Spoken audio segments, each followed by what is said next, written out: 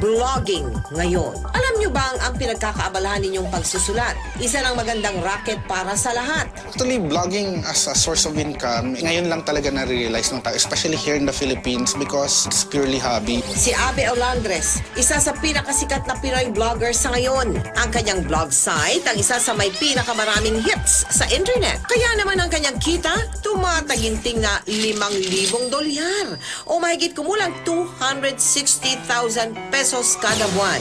Noong unay, tungkol lamang sa kanyang mga personal na karanasan sa araw-araw ang kanyang isinusulat hanggang sa unti-unti siyang nakilala sa mundo ng internet. It's a hard thing. A lot of people have been emailing me, asking me, hey, I want to put a blog because I want to earn. It's not that simple. And only in 2005 did I realize na, hey, mukha pwede palang mag-advertise sa blog.